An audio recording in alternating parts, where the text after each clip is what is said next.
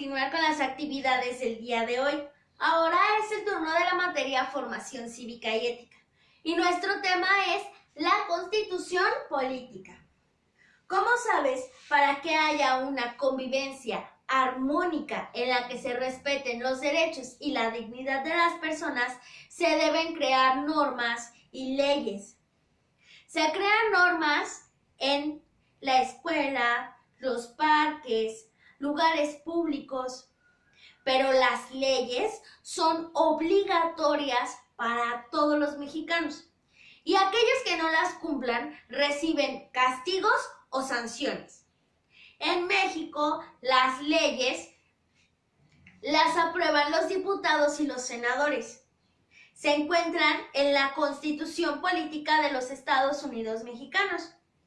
Si recuerdas, nosotros conmemoramos la creación de esta Constitución el día 5 de febrero, ya que un día como ese, pero de 1917, fue su creación. Hace más de 100 años que en México tenemos la misma Constitución, pero a lo largo del tiempo la sociedad ha cambiado y esto ha traído cambios en las leyes. Actualmente la Constitución tiene 136 leyes, o también se les decimos artículos. Estos artículos abarcan todo acerca de la sociedad mexicana, ya que contienen las leyes que nos rigen a todos. Pero estos artículos se pueden dividir en tres principales rubros, es decir, que tratan acerca de tres cosas. La primera es todos los artículos que se relacionan con los derechos humanos.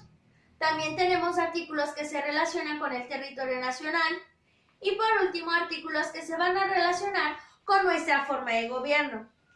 Los artículos que se relacionan con los derechos humanos son todos aquellos que se refieren a tener una vida digna, acceso a servicios de salud, educación y libertades. Por ejemplo, el artículo 1, 4 y 12 de la Constitución dictan que todos los mexicanos somos seres libres y también somos iguales.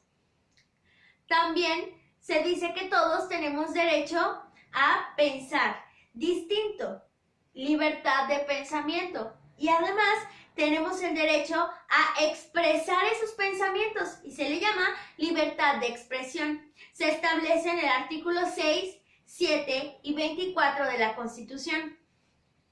Acerca de la educación, tenemos el artículo 3. Este es muy importante ya que establece que la educación en México es primero obligatoria hasta la preparatoria. También nos dice que la educación debe ser laica, es decir, deslindada de cualquier religión y gratuita. Acerca del trabajo, se nos dice que todos los mexicanos tenemos la libertad de elegir a lo que nosotros nos queremos dedicar. Y también podemos elegir si queremos formar una familia o no hacerlo. Sobre el trabajo, tenemos un artículo muy importante que es el 123. Ahí se establecen los lineamientos que deben seguir tanto los trabajadores como los empleadores, es decir, aquellos que dan los trabajos. La Constitución dicta que las jornadas laborales no deben ser mayores a 8 horas. Nadie debería trabajar jornadas más largas que eso. También dice que solo los menores de edad que sean mayores de 16 años pueden trabajar siempre y cuando tengan el permiso de sus padres y donde trabajen no estén laborando por más de 6 horas. Además, el artículo 11, que también se relaciona con los derechos humanos, habla acerca de la libertad de tránsito. Quiere decir que todos los mexicanos podemos recorrer el país con total libertad.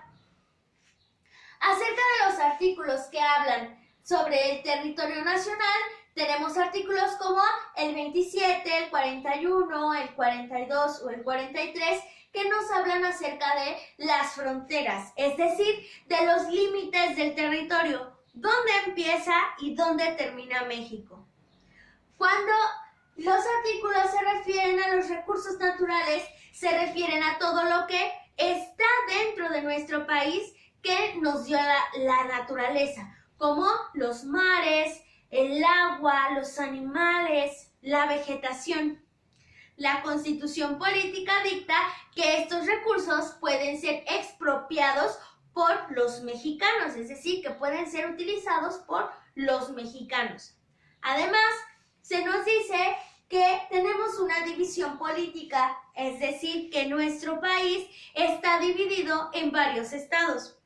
La Constitución dicta que México tiene 31 estados y que además se cuenta con una capital que es actualmente Ciudad de México, aunque antes se le conocía también como Distrito Federal. Acerca del gobierno, tenemos artículos muy importantes como el 40, el 41, el 59 y el 35, que nos dictan sobre todo que los gobernantes no pueden reelegirse, no a la reelección. Ellos no pueden decidir quedarse o no en el gobierno.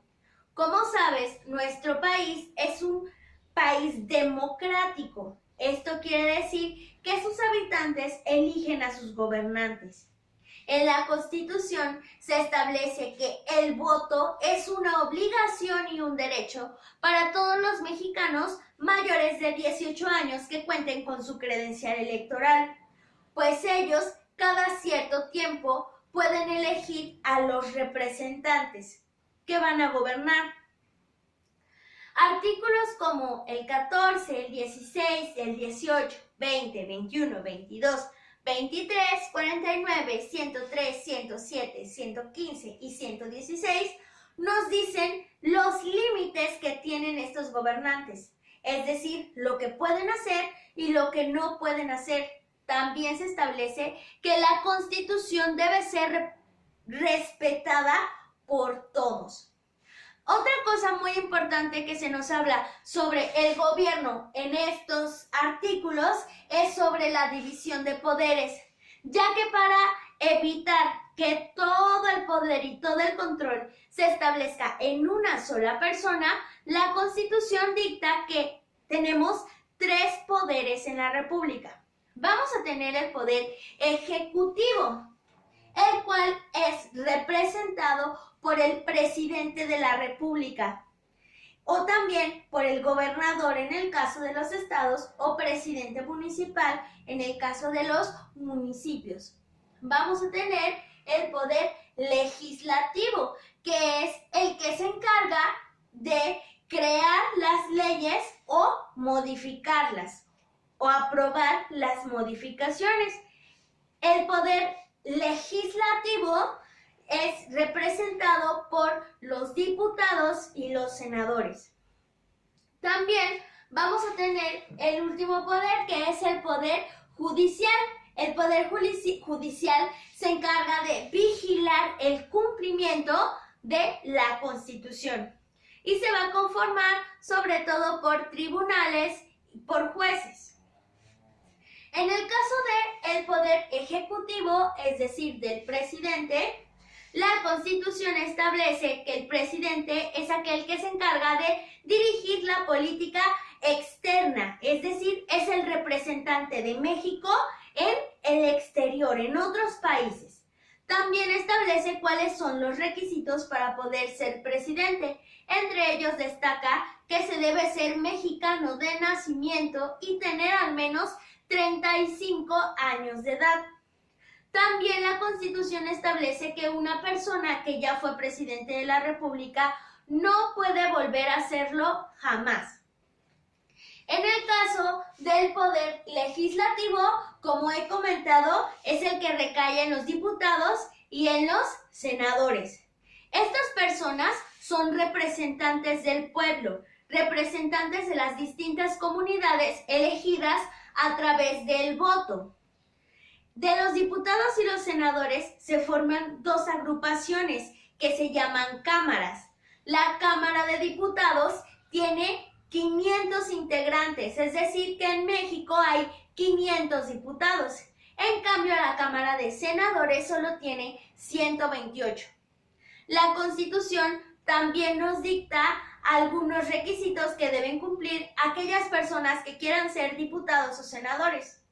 Para ser diputado se requiere también ser mexicano de nacimiento y tener al menos 21 años de edad. Para ser senador se requiere ser mexicano y tener al menos 25 años de edad. El poder legislativo, como he comentado, es aquel que se encarga de que se aprueben las leyes. Después vamos a tener al poder judicial. Y el poder judicial ya habíamos mencionado que se encarga de vigilar que las leyes se cumplan. El poder judicial se va a integrar primero por la Suprema Corte de la Justicia de la Nación, también por el Tribunal Electoral y distintos juzgados de distrito. Aquellos que forman parte del Poder Judicial son ministros o jueces. La Constitución también dicta cuáles son los requisitos que deben tener las personas que quieran ser ministros.